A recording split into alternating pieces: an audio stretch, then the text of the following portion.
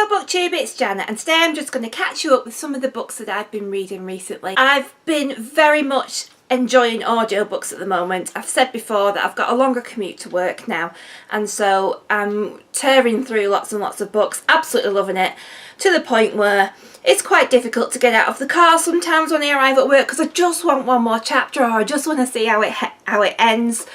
I'm currently working my way through all of the Poldark novels that are by Winston Graham, and the narrator for these books is a guy called Oliver J. Hembrough, and he is amazing, and I absolutely love these books. So far the ones I need to catch you up with: The Angry Tide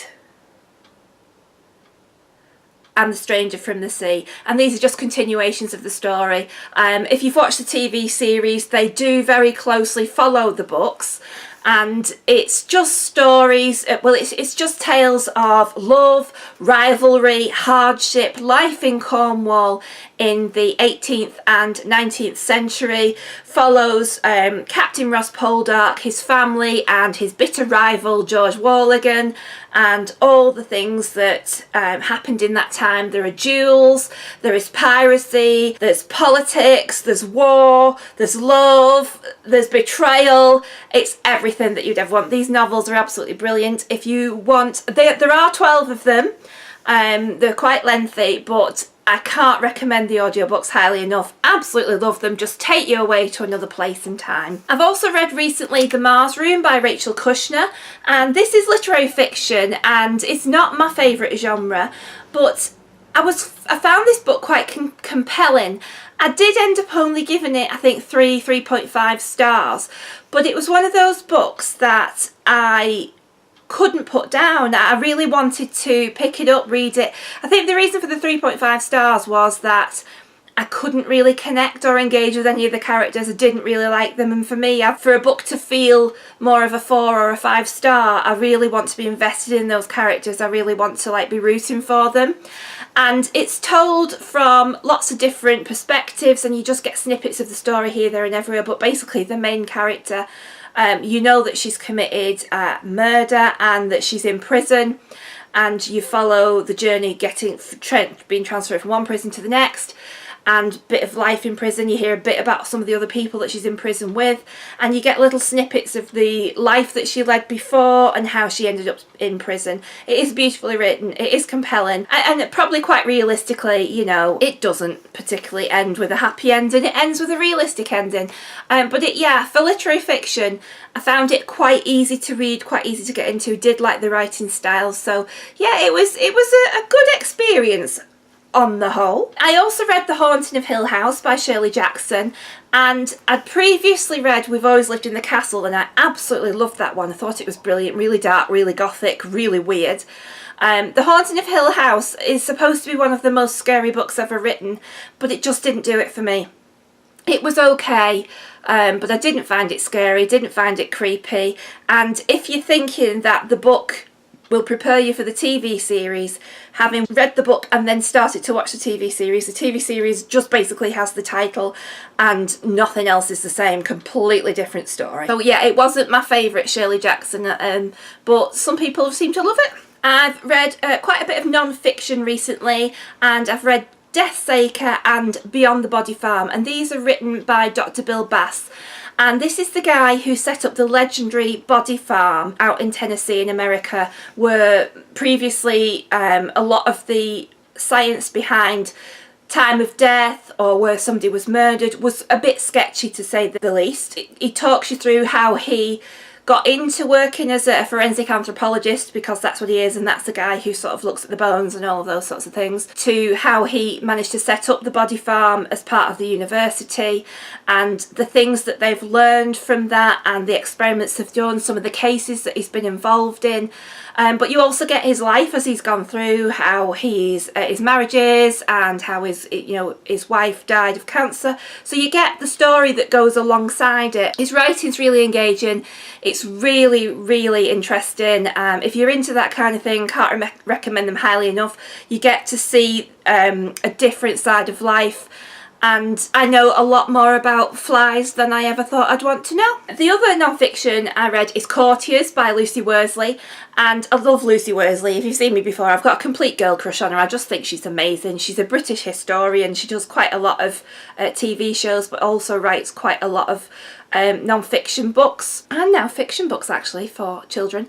This is based on a series of portraits that lines a staircase in one of the grand houses in the UK, and she looks at the people behind those portraits, and it's in a particular time of the Georgian court, and so you get to hear about the rivalry, about the plotting, about the intrigue, about the debauchery that goes on, about the etiquette of court, about the fallouts and the absolute bizarre way of life living at court. And she tells you that through each of these different portraits that are on this staircase. I loved it. It read like a novel.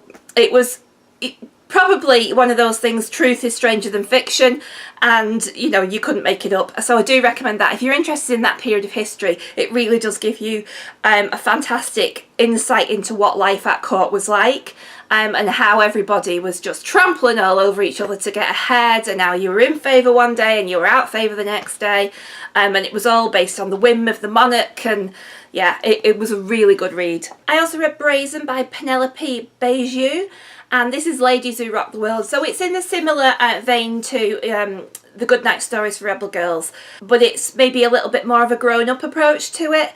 And again, it's just fantastic stories of women who have made a fantastic impact on life, who were the kind of people who stood up and said, no, do you know what?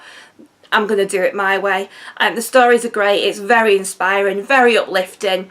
Totally recommend it. You can dip in and dip out, but I just picked it up and went from cover to cover. It was a fantastic read, and it's one of those books that if you're feeling a bit down, just turn to any of the pages and you'll get a good boost on you're like, go on out there, girl, and go for it. And the final book I need to tell you about is another book that's related to death and dying and forensic science. I do have quite a strong interest in this field, and yeah, I sound a bit like weird and a bit gothic, but I am fascinated. And that book is Unnatural Causes by Dr. Richard Shepherd.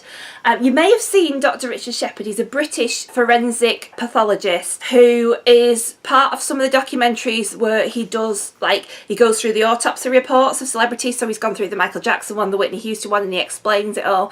So he is on TV occasionally, but this is such an honest memoir of his time as a forensic pathologist, and it goes through when he first qualified to his first case where he was sort of the lead pathologist, was actually the Hungerford massacre. And I think this was in the 80s in the UK, and Hungerford is a tiny little village somewhere down in the southern counties of the UK, and where a man went on a rampage with a gun, randomly shot people, his mother, children, and so it starts with Richard having to go to this, and that this is the first time he'd sort of took the lead in a case like that. And he describes in detail the site that he saw before him, and the investigations they had to go through, and it follows his career from then onwards. And he's been involved in some of the most high profile cases you'll ever see: the Princess Diana's death, the 7/11 bombings in London, and the tsunami out in Asia. So and the way he writes, it's very, you can tell that this man has got so much empathy for the people he works with, the relatives and the dead, so much respect for the dead, so dedicated to his craft of getting those answers, but also that he's a human being, and nobody can go through a life of this without actually feeling affected by it. And he talks about a few years back where he was taking a flying lesson. He learned to fly because that was his way of just getting away from it all, and he'd fly off somewhere. And he was going to a meeting somewhere, and he had to fly over Hungerford, and he started to probably experience what we would say is a panic attack. Whereas he previously thought he was okay, he could deal with things, and it then led on to sort of a mental health crisis in that all of the things he'd seen, the things he'd dealt with had started to resurface, and he couldn't actually bury them anymore. And he talks about how that impacted on his mental health, how he had to, you know, step away for a while and heal himself and deal with the things that he'd seen in his life. And it's a 5-star read. It is just an immense honest account of somebody's life that is extraordinary, so important, but an absolute fantastic reassurance of the professionalism of people who do his job and how they take care of everybody who they are dealing with, living and dead. And yeah, it was inspiring, it was wonderful, can't recommend it highly enough. So that's what I've been reading recently, a little bit grisly, but there you go. So I will see you all soon, BookTube. Keep reading, bye!